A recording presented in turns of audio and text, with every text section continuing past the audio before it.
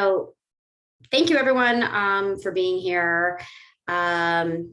This is the last Retail X series webinar of 2021, and I'm hoping that 2022, they will all be in person again. So everybody, fingers crossed that this new variant is nothing.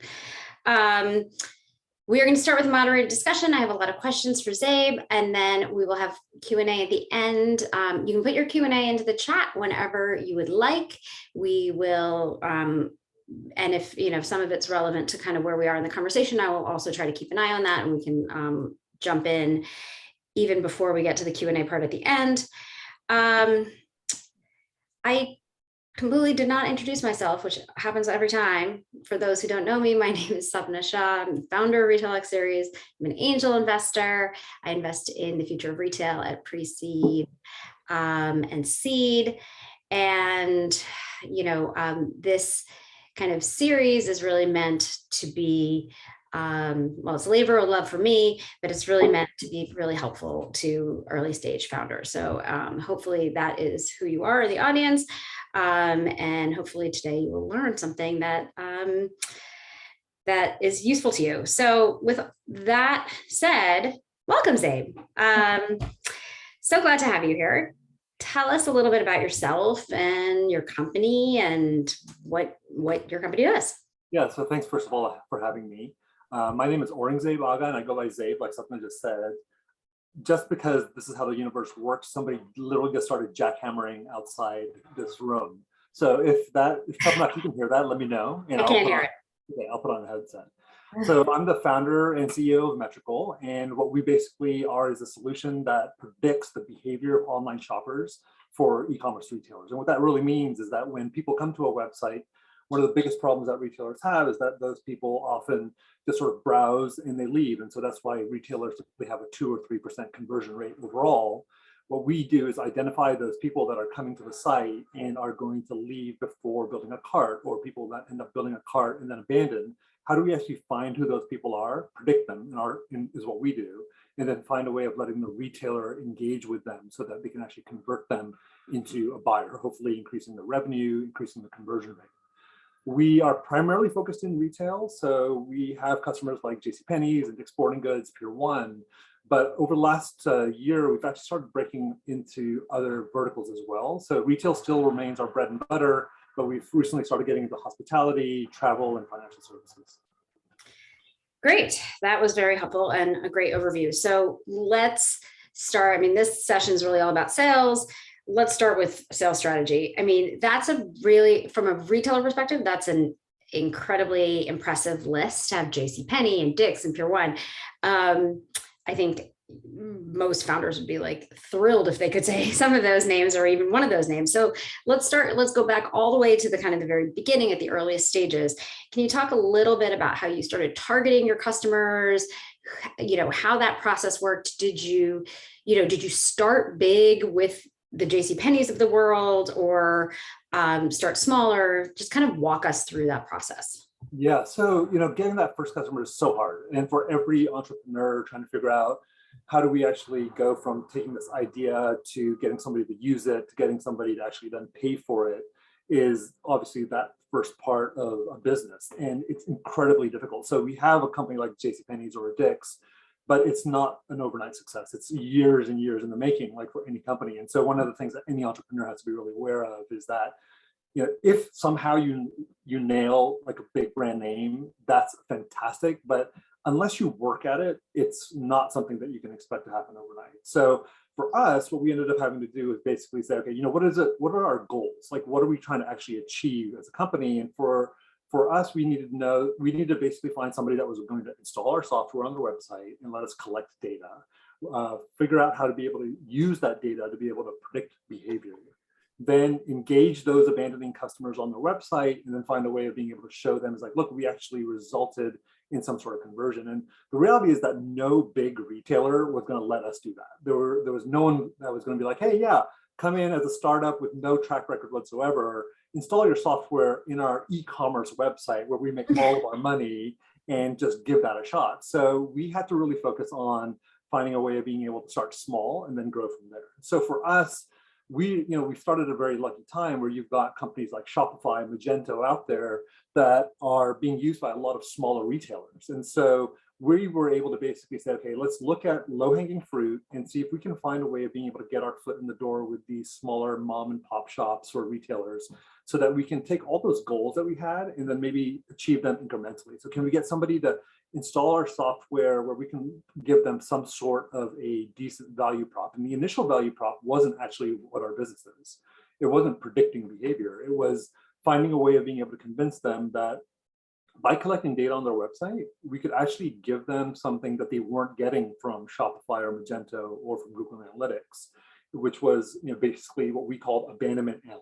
So we could tell you which products were being abandoned the most, which items were being left in the cart the most. So those are things that you don't actually even get from those platforms today. But that was enough of an incentive that we could convince small retailers that, yes, this is something you could do. The other benefit of something like a Shopify for us was that finding those customers was relatively easy, because you could use a tool like Rapalizer or BuiltWith to say, okay, who's on Shopify? And then you basically get this list and say, okay, these are the people that we're going to go after. So everything from email drips to LinkedIn messages to custom emails to the CEOs of or the VPs of digital at those companies were the tactics that we used to really go after them. And so it wasn't until we achieved some of those goals, we were able to get installs working, we were able to go through the Shopify installation process, get feedback from some of our customers about what was working, what wasn't working. Was it that we were at a point where we were like, okay, we have a formula, even though it's not a great one, of being able to reach out to customers or prospects and then get them to convert. And at the end of the day, what we realized was that Shopify itself, the long tail of those mom and pops, was just too small. There were basically retailers that were getting anywhere from 3 to 4 orders a day, or maybe 10 or 15 a week. And for the kind of data that we need in order to be able to do our machine learning, that just wasn't good enough. But it was a great way to help us sort of understand how to break into the market. So we realized that we need to move towards a Shopify Plus rather than just a Shopify. And we realized we need to focus on larger Magento and BigCommerce installations rather than just small mom and pop ones. But it was a really sort of iterative process of starting small and then moving up and up and up the channel. That's, first of all, thank you. You said so many things there, and I just took like 100 notes of like things I want to follow up on. So when you say small and, a couple a day or 10 to 15 a week, I mean, you were really targeting those retailers that like probably nobody's ever heard of, right? So they were incredibly like small, run out of somebody's house or something like that, like not even D2C brands. Yes. Okay. And then, yeah, go ahead. And we were basically trying to convince them that, look, we can give you some interesting data that you're not getting from Shopify. So, and it's free. So why don't you just give this a shot? Because for us, our number one goal was, can we get people to install so that we can collect data? And then based on that, all we did was basically present them with a dashboard of what was being abandoned. So it was a very small value proposition, but to your point, it was going after like no names and companies that basically had no traction. And how long did that sort of phase of your process last before you felt like you had enough learnings to move on to larger companies? Yeah, that's a great question, because I think for any company, figuring out how much to focus on something before moving on to the next step is obviously very important. We spent, I think, a little bit over a year on that, sort of saying, okay, let's figure out how to go after these companies. How do we sort of target them? What's the message that we send them? What kind of a cadence works for which drip? All of these things took so long for us to be able to do before we started seeing some sort of results. In fact, not only did it take a year before we realized, okay, we need to sort of graduate to Shopify Plus, but even in that first year, I remember spending like 3-4 months where we were just sending emails and drips and nothing was happening. And you're like, man, not one response, what is it? So you're constantly refining and tweaking and tuning to figure out what is it that might stick. And you get that one response initially and like, oh, this is super exciting. And then you find out that, oh, our software is not going to work with them for some reason. So you're constantly realizing that failure is part of the process to get to some level of success. And you really have to embrace that. And it's interesting that you mentioned email drips, right? Because I think what happens many times with founders early on is they're looking for kind of, you know, to something else you alluded to, like sending the CEO of that company an email or whoever they think is the right person there, and then hitting them maybe one more time, and then, okay, you know, maybe this is a lost cause. So tell us a little bit more how you structure those email drips. Yeah, so that's a great question. I also think that one thing I want to preface that with is that when we were doing all of these email drifts, this was also pre-COVID. We're talking about, 2018 primarily. I do think that the world has changed with everyone being home all the time, being sort of bombarded by email. I think even some of the more recent email drips that we've done in the last year, we found them to be not anywhere nearly as responsive as they were a year and a half, 2 years ago.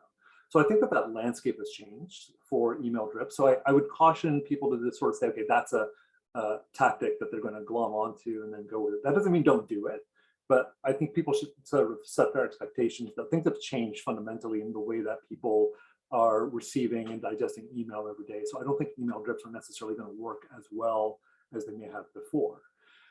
The question of like whom to email, how to email them, at what cadence, I think that's a really interesting one. For us, I've found something that works relatively well, and it's not by any means something that I would sort of say, this is meets all the check marks. But what I found is that I typically say, okay, I've got a couple of targets that I want to go after. So, whether it's a VP of e-commerce or a head of digital or a CDO, my approach is typically one, email that person immediately and say, look, this is what we do. I would love to talk to you. And I think 99% of the time, I can expect to never hear back from that person. So then what I do is 3-4 days later is follow up with a connection on LinkedIn. And then a day or two later, what I will do is hit that person back up again and say, I sent you an email a week ago, never heard back, just checking to see if you'd be open to connect. Even then, 99% of the time, I'm not going to hear it. Then the next step that I am finding is interesting is that what I'll typically do is I'll email their boss. If I can sort of identify who that person is. Now, we go after pretty high-level folks in a retail e-commerce business.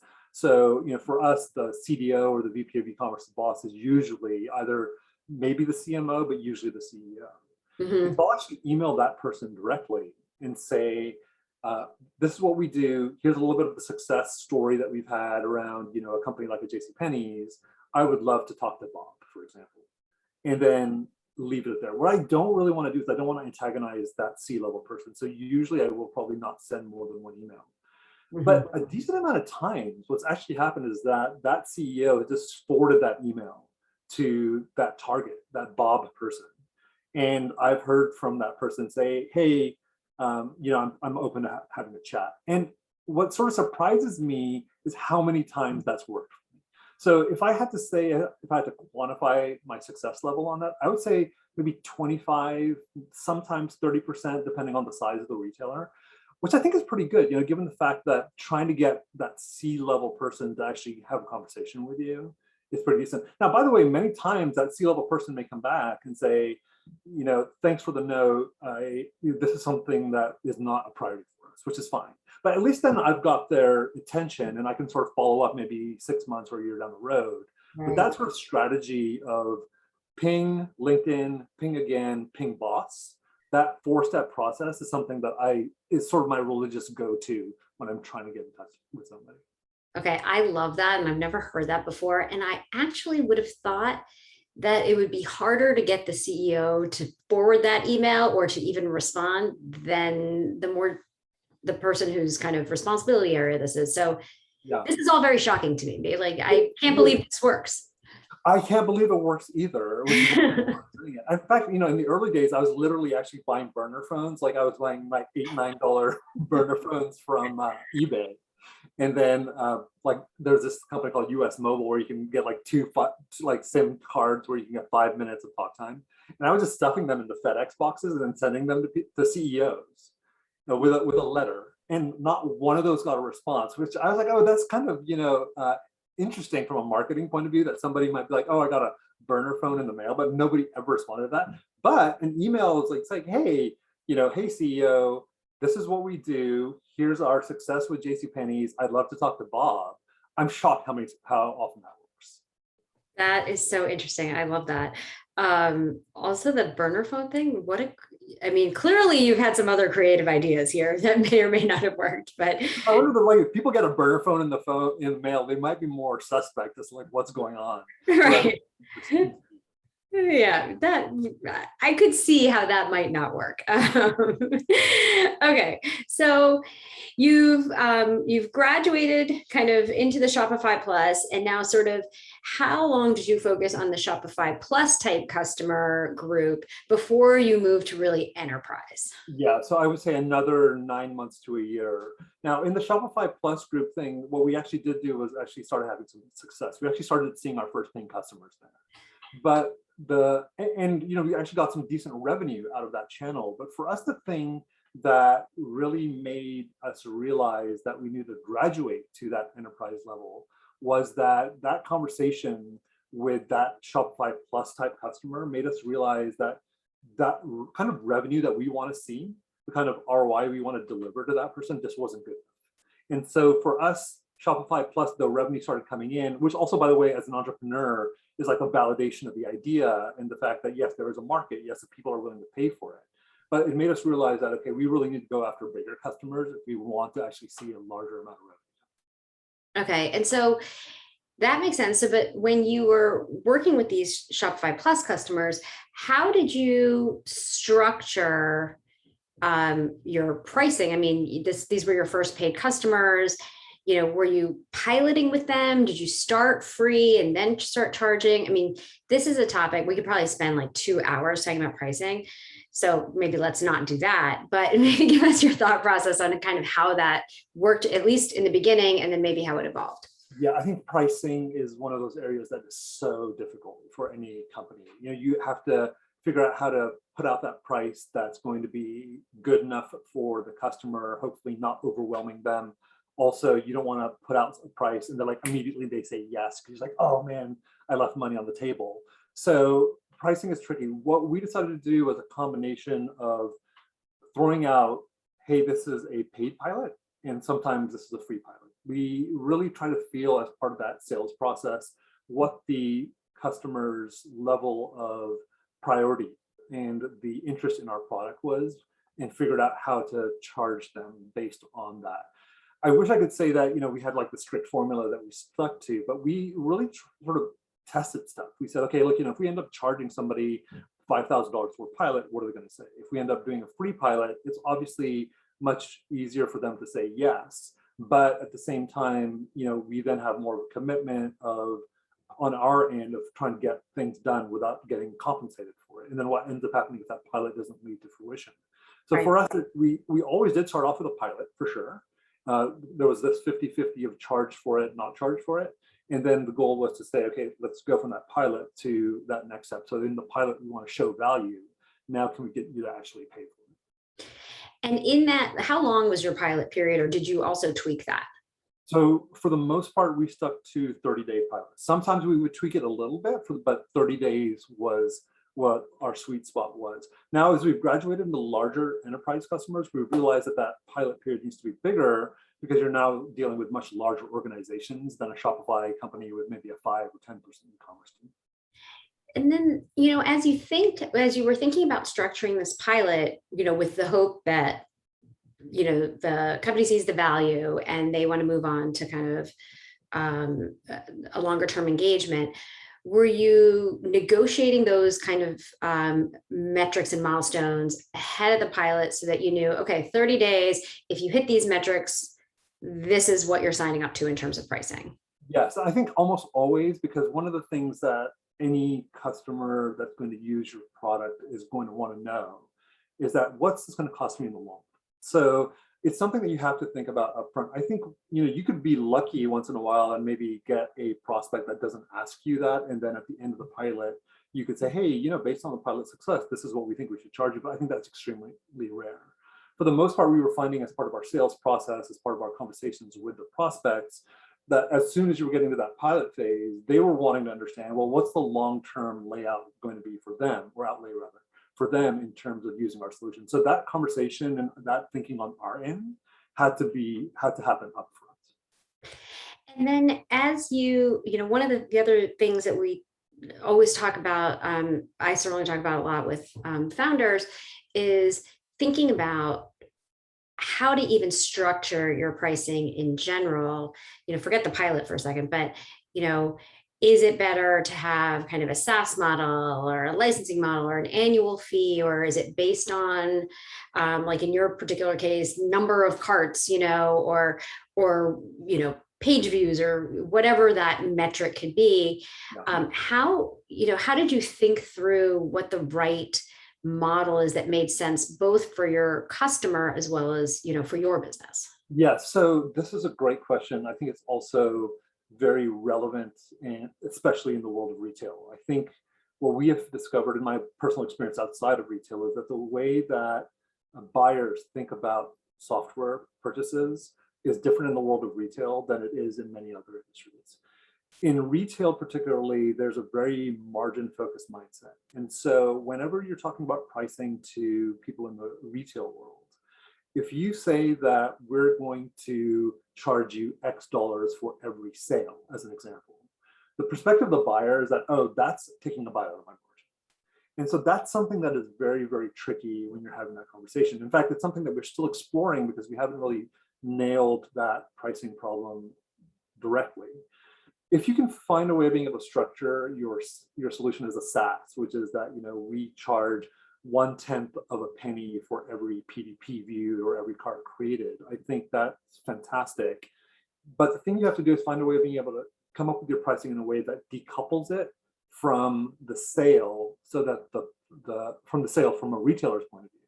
Because as soon as they see that what you're doing is a bite out of their margin, 30, 40%, whatever it is, that starts becoming a very difficult conversation. And so I think the key thing there is, like, how do you structure your pricing, whether it's annual license, whether it's SaaS, in such a way that the buyer, the retail buyer, doesn't look at it and say, okay, this is going to actually reduce my margin over time.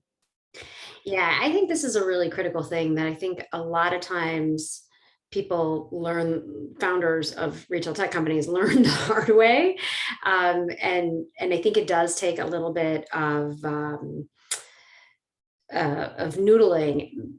And I think you and I have talked about this before as well, is that it doesn't always end up feeling the same for each customer, because they are also optimizing on different budgets or metrics, or it's a different person in a different organization than, like, the person at Pier 1 might be different than the person that you're talking to at JCPenney, and their priorities might be different. What have you found on that front? I found, so basically realized is that as you scale bigger and bigger, when you get to like larger name brands or larger e-commerce businesses, that question of bite out of margin becomes more significant.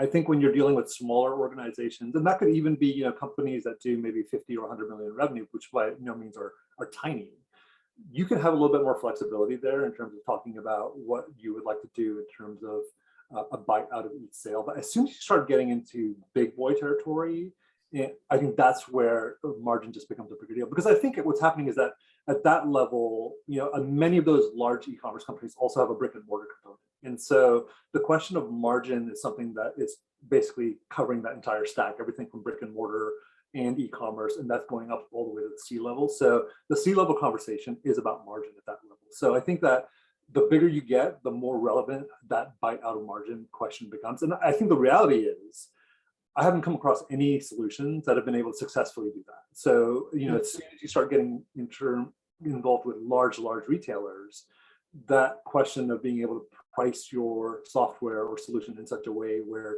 you're getting a piece of each transaction becomes more and more difficult. Yeah, that makes sense. So when you first kind of started on this process, I love that you just mentioned you haven't seen any kind of successful companies that have done, kind of a percent of sales as a pricing model. Did you look at kind of maybe adjacent companies that were focused on something adjacent to abandoned carts, and then try to mimic their pricing model? Because I think that's one place to start, right? Looking at competitors that are like not really competitors, but are adjacent to you. And maybe that's something that those customers are already familiar with in terms of a model. Yeah, well, we ended up finding with that for the most part because the piece of the transaction was so difficult that everyone really gravitated either towards SaaS or an enterprise license. The advantage of SaaS obviously is that there's some scalability built into that model, so that as usage goes up or utilization goes up, then your price is sort of adjusting to that.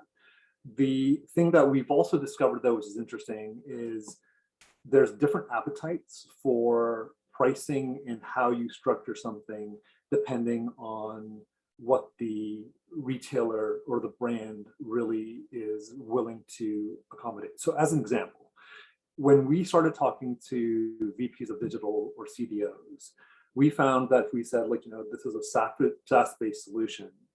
Their appetite was really not for it because they're like, look, I want to pay this bill once at the beginning of the year, and I don't want to see a changing bill every month or every quarter based on utilization.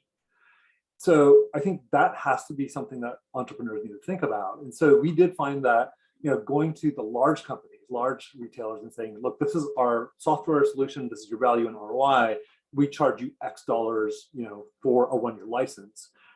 We're a little bit surprised at the fact that they actually find that more interesting but what we've realized is that they are really thinking about things in terms of a quarterly budget, right? So like if you've worked at a big company, you realize that, budgets are basically done on a per quarter basis. Your VP or EVP is going to be basically coming to you and saying, hey, look, this is the budget I'm allocating to you for the quarter. What's your strategic plan? What are you going to do? How are you going to spend it? And if you're lucky, maybe at the end of the quarter, there'll be a little bit of money you've got to sort of like scramble over the last 2 or 3 weeks to try and get spent. But at large companies, they're really thinking about things in terms of quarter to quarter. So if you can sort of outlay and say, look, this is what it's going to be, and it's going to cost you for the whole year, and you can fit in that budget, it's very easy for them. What they don't want to see is a bill for 100,000 one quarter, and then 180,000 the next quarter, and then 90,000 the next quarter. For them, that makes budgeting and planning really difficult. And so unless your SaaS is built in such a way where there's not going to be that much variance in that month-to-month or quarterly pricing, I think they're really gravitating towards large one upfront pricing. That's really helpful. That's a really helpful perspective. I know we're getting towards the end of my questions, so I think there have been some questions that have been put into the chat, but I have a couple more questions, and then we'll get to the chat ones. So if you've got any, please feel free to start putting them in the chat. But I want to talk about sales cycles because I think everyone will tell you, going after a JCPenney or a Dick's or a Pure One, or even smaller brands, $100 million brands, in retail in particular, those sales cycles are long. Yeah. What have you seen on that front? So absolutely, you're right, they're long. I think once in a while you can get lucky. We've had a couple of sales cycles that have closed within 90 days. That's sort of surprising. And I think they're an exception to the rule. But I think that any entrepreneur that's going after large retail, and to be fair, let's call large 50 million or plus, 50 million or more. But it's a fuzzy 50 million because it'd be 35 or 40 million. I think people should have the mindset that this is not something that I'm going to close in the next couple of weeks. This is potentially a 6 to 9 month sales cycle. In many cases, those emails we were talking about earlier, you might sort of get that person's attention and they say, look, I'm happy to have this conversation, but we're super busy, and so it's not going to happen for another 2 or 3 months to get that actual meeting. I've literally been talking to this one CDO at this company where he schedules a meeting. We show up for the meeting 5 minutes before the meeting. He's like, hey guys, I'm super busy. Can we connect again? And his proposal is next 3 or 4 months. We've done that like 4 times already. So I think our next meeting is scheduled for January. So that's 4 months just trying to have that meeting. So I think, it's a really long process. I think one thing I want to sort of inject in there, by the way, is that what you really want to do as an entrepreneur is to get the interest of that C-level person. But as soon as you can, and as soon as there's enough interest, what you want to do is then get that C-level person to then get somebody else lower involved. Right? If you're going to consistently just go after that C-level person, it's going to be a really, really long sales cycle because that person is super busy. They're C-level. They're really focused on a lot of big initiatives.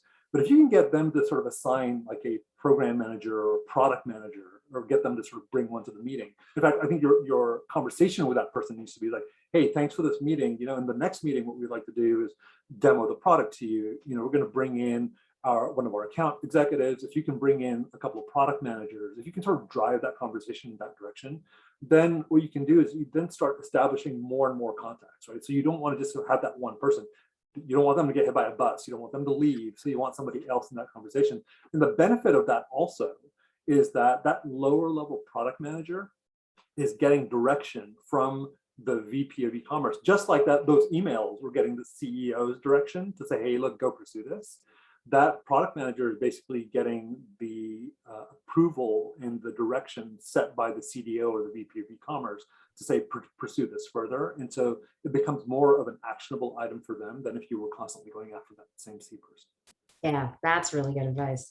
Okay, I have one last question before we move to audience questions, which is, I know that you hired a partner to help expand your sales effort. So can you tell us a little bit more about that, particularly when in your evolution that felt helpful, and then how that fits in with your own sales efforts that you're doing internally? Yeah, so in the partner area, we've actually explored that more than once. So we've last year we brought on an extremely seasoned sales veteran that had sold B2B, had sold e-commerce, and we've learned so much from them in terms of how to structure a sales call, how to make sure that you're persistent but not to the point of annoyance. How do you sort of provide value in these meetings? And he's been so helpful in terms of helping us think through that process, especially as entrepreneurs that don't have a background in business development and sales. And we've also been working with other sales partners that have helped us basically figure out, how do you go from first touch to close? And for us, the thing that we started to realize is that we had a lot of these meetings where things would sort of move along, but then things would either slow down or stall. And for me, that was the point where I was like, okay, this is where we need some help. Right? We need somebody that can help us figure out how to take something over the finish line or help us close something. And so I think if you're able to consistently close deals, then you don't need help, right? You're basically doing what you need to do in sales. But if you're getting to a point where, like myself, you're having a conversation and then things are sometimes moving and sometimes not moving, then I think it's an indication that you need some help. I know, Michelle from FindMine, I think, obviously, she's been an amazing resource and an amazing person for me to speak to on a pretty regular basis. I think we talk maybe once every 2 or 3 weeks about the sales process and what's working and what's not working. She had recommended a couple of sales partners a little while back as well. And it was really eye-opening to basically see them work the process. So these were a couple of guys that had experience in e-commerce sales. And what we were able to basically learn and are still learning from them is that there's this nurturing process of sort of like giving them a little bit of something interesting to get to that next meeting and get to the next meeting. So I would say the arc for us is like, where are we consistently not moving forward to the next step? And if you can't, I think that's the point we need to go and get some help. That's really helpful. Okay, great. Thank you. All right, I'm going to move on to the audience questions. The first one is from Julie, and okay, this is that whole CEO forwards the email to Bob. Doesn't this make Bob not happy when he's getting an email from his boss after you've already stalked Bob? Yeah, that's a great point. And I think that's why spacing is important. So in terms of cadence, what you're not wanting to do is hit up Bob, LinkedIn Bob, follow up Bob, and hit the CEO within a week, right? That's all happening. Basically, Bob's like, hey, this guy's stalking me and he's also annoying me. So I think, the cadence of something like that process is maybe a 3-week window. So, that first email to Bob, follow up with LinkedIn like 3-4 days later. By the way, that LinkedIn is not a egregious, like, hey, here's the same email I just sent you. It's just a connection request, right? Then that second email to Bob is probably coming like 7-8 days later, which, I don't think is that egregious in the fact that you've got that first touch, the LinkedIn, and then that second email like 7 days later. That's almost like a 2-week window right there. Right. And if you haven't heard back 4 or 5 days later and you're sending an email to the CEO and saying, look, I would love an introduction to Bob, it's the CEO's decision. Like, the CEO basically says, Bob's too busy. I don't think this is interesting. They're not going to forward the email. But if the email is interesting enough to the CEO that they forward it to Bob, then Bob might be compelled to say, look, maybe this is interesting enough to my boss that I do want to pursue. Yeah, I think it's interesting because you mentioned the nurturing of when you're actually in the meetings, but this also feels like a nurturing and getting the timing right so that it's not so stocky and a little bit more salesy, I guess. In fact, I literally had, in fact, the guy's name was Bob. I literally had this cadence that I did. I sent the email to his CEO. This was about 3 weeks ago when I was in Boston. And he emailed me like 3-4 days later and said, hey, I'm super impressed by your networking skills. I'm happy to have a meeting. So, I think it does work. I'll take what I can get, right? As a startup entrepreneur, if I can get a meeting, especially with like a brand name retailer, I'll take it. Yeah, for sure. Okay. Great. So the next question is, can you share a little bit more about sales partners? Are these salespeople with a good client book? Yes and no. So I think it also depends on what it is that you're trying to do. I think there's times where you just need to sort of understand better how to do sales. I think for us, especially when we started, we didn't know how to do sales. So for us, bringing in the seasoned basically seasoned sales veteran who didn't have a sales book with them, what has just been super helpful just to sort of help us think about the entire process of how to do sales and like what needs to be presented into a meeting. How do you follow up? All of that sort of stuff was really helpful for us. Over time, what we've started to look at is how do we find a sales partner that does have a sales book? And so that's where we've been able to identify a couple of guys that have that experience that do have basically a Rolodex that they've been able to help open up for us.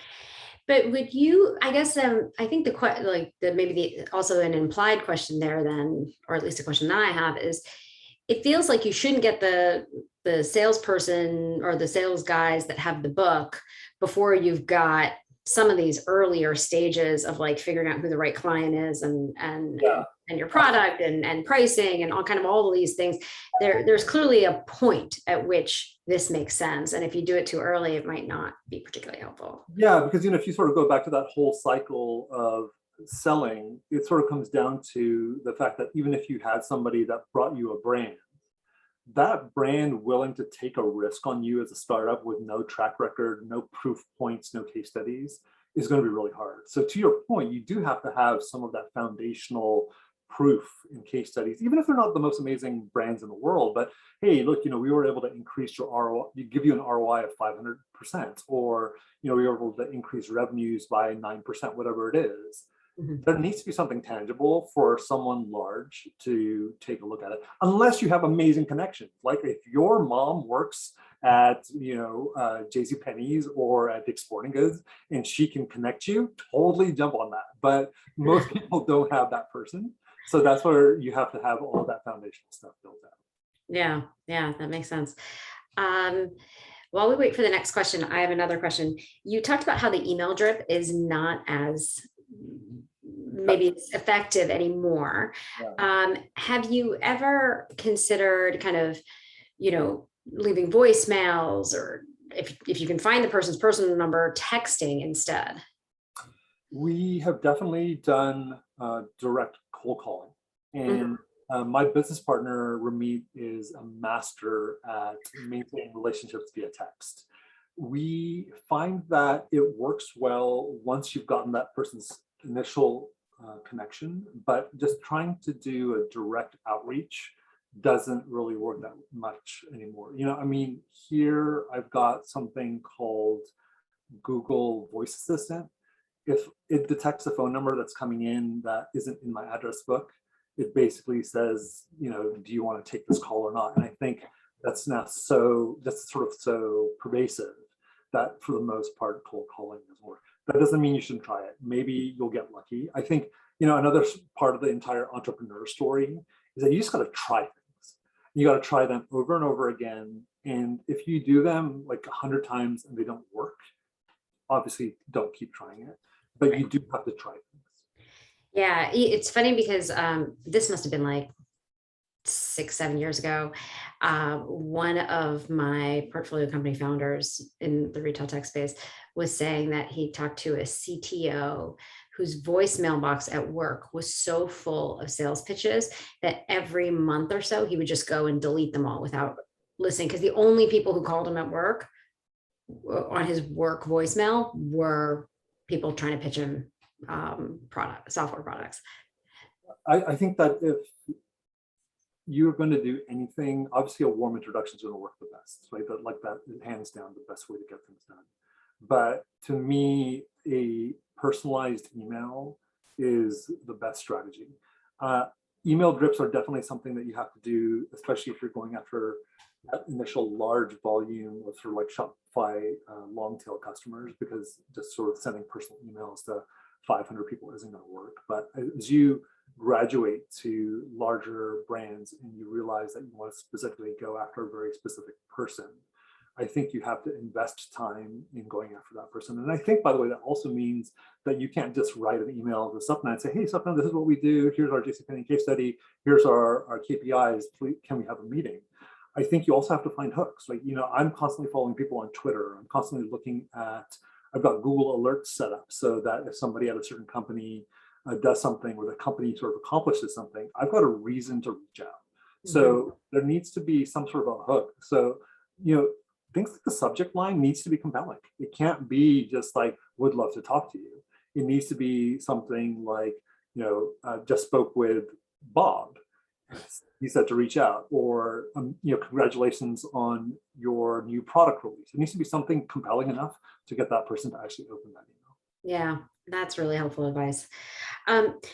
You know, kind of on this, since I never finished with my questions, and I'm not sure if we're going to get any more audience questions, although we still have time if you have any questions. I'm going to ask, what's one resource, or, you know, whether it's a book, a blog, or whatever, video, whatever, that you'd recommend to really early stage founders who are just kind of getting started in their B2B sales process? Yeah, that's a good question. So obviously it depends on, you know, what part of which sort of industry you're going after. If you're going after retail specifically, I've found etailinginsights.com to be an amazing resource, primarily because it's got tons of information about thousands and thousands of retail brands, the people that work there at what different level, and an amazingly accurate email list, which is part of that whole email strategy for me. But I think more broadly speaking, the thing I would recommend to any founder is the best resource is other founders. You know, other people that have either had success or are still working in the process, because there's no substitute for being able to actually speak to somebody and say, look, this is what I'm trying, it's not working. Do you have suggestions? Or what have you tried that's actually working that I could potentially try? Michelle at FindMind for me has been amazing. Like, you know, she's an amazing entrepreneur. She's got some great success. She's had some amazing traction with some amazing brands. And on top of that, I don't know how she does it as a mom of a pretty young kid. And for me to be able to talk to her and say, look, you know, this is what we're trying, you know, it's not working. She's been able to say, look, you should tweak this and that. And I think it's been sort of like a back and forth conversation now that we've been talking for over a year. But finding other founders, I think, is sort of like, there's no substitute for it. I've been always one of those people, by the way, that always was like, oh, you should never have a co-founder. You should always start your business as a solo founder because you don't want to deal with co-founder drama.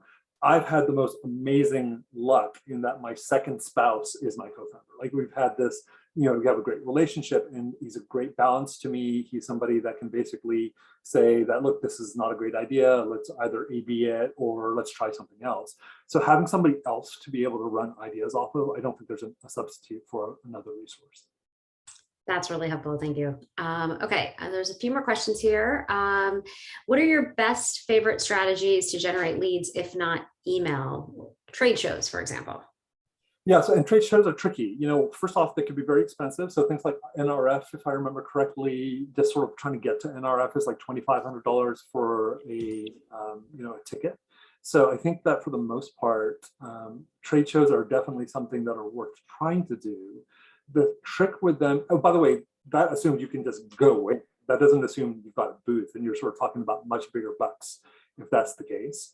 But I think the thing that ends up becoming tricky for especially smaller companies is that when you go to an NRF or a shop talk, you're going to be one of thousands of companies there, and trying to get people's attention is really, really tricky. So it depends on what your budget is. If you are flush with cash and you can afford going to NRF and getting a booth, by all means, totally do it. But I think you should expect that you're not going to have an amazing ROI. It's more of a marketing strategy. It's a great opportunity to potentially meet a specific couple of targets if you've already identified who those people are and you know that they're going. But for the most part, for us, what we really realize is, like, we need to figure out where our segmentation is. So we know that we want to go after companies that do at least 50 million. We know that we want companies that have a mature e-commerce organization. We know that there's either a VP of e-commerce or a CDO or a strategy team. Like, those are the three go-tos for us. So we sort of look to check off those boxes. If you don't meet those criteria, you look like a really interesting brand, by the way, but you're 15 million in e-commerce revenue, we are not going to have a conversation with you, because we just don't think that that's going to end up being fruitful for us or for you. So segmentation to me is the key thing. But once you've got that segmentation, trying to figure out which are the companies that fall into that category, whether it's your own research through LinkedIn or whether it's e-tailing insights, or I'm sure there's other companies out there that have that sort of segmentation information. That segmentation, I think, is that key step. Yeah. I feel like one of the strategies that I feel like we're talking about Michelle at FindMine too much here, but anyway, but we can, and to give everybody the full pictures, I'm an investor in FindMine, and that is actually Michelle is how I met Zabe. So that's our connection. But one of the things she talks about is there's ways to get into trade shows that don't require you to have a booth, like if they're doing a startup showcase. And so you can be one of the presenting startups and you apply to do that. And I know she's done that. She's also talked about content strategy as one of the ways to get more inbound requests from some of the brands she's looking at. Have you tried anything on that front? We have, with very little success. That doesn't mean that we shouldn't do it. I think the thing that I'm learning more broadly about marketing and content strategy specifically is that it's a very, very long game. So it's something you have to do. It's something you need to start at some point, and then you have to have some sort of cadence of building onto that content. But it is something that is a very, very long game. It's sort of like, financial planning. You need to do it. People don't want to do it. They don't like to do it. But it is something that you have to do. But I do also think it's one of those things that, with the amount of content that's out there, the amount of people that are trying to vie for the headspace in CDOs and VPs of e-commerce, it's really, really hard to get their attention. It's something that is just sort of a strategic portion of your marketing strategy, but you have to expect that that's something that's going to take years to pay off. Yeah, that makes sense. I mean, is there anything else that you've done in terms of even like paid marketing? I mean, we've had a person on who is a social media marketing expert, and he was saying that he doesn't think B2B companies use social media marketing enough. And this was obviously before all these iOS changes and whatever. Yeah, we have looked at paid marketing. The problem, I think, tends to be a lot of what your budget is. I remember we were actually looking at a paid marketing campaign once where we were going to go after VPs of digital and e-commerce, and we were looking to do it on LinkedIn. And the cost per click was $86. And if you're a small startup, that's cost prohibitive. You can't be spending, $10,000 and hope to get, a couple hundred leads and then hope that a couple of those lead results in a meeting. So if you've got $1 million to spend, go for it. But I think very few startups are in that category. So I think it tends to be expensive. And that's also true for AdWords. The cost of AdWords and Facebook advertising has gone through the roof recently. So if you're going to use that as a strategy, if you can afford it, by all means.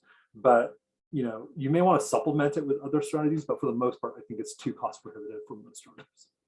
Yeah, that makes sense, especially more recently, for sure. Great. Well, I don't see any other questions on the chat. So I'd love to just kind of wrap it up here. Thank you, Zabe, so much for your time. You're welcome. Thank you. Wonderful and helpful. And Also to everyone, thank you for coming. Have a great holiday season. This will, like I said, this was recorded and it will be up on the RetailX YouTube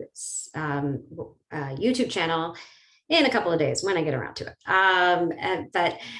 In the meantime, everyone have a great holiday season and hope to see you in the new year.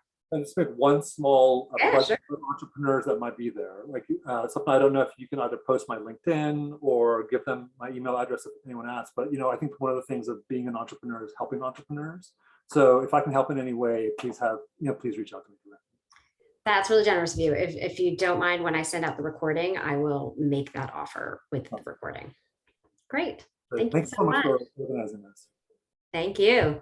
All right. Happy holiday. Bye-bye.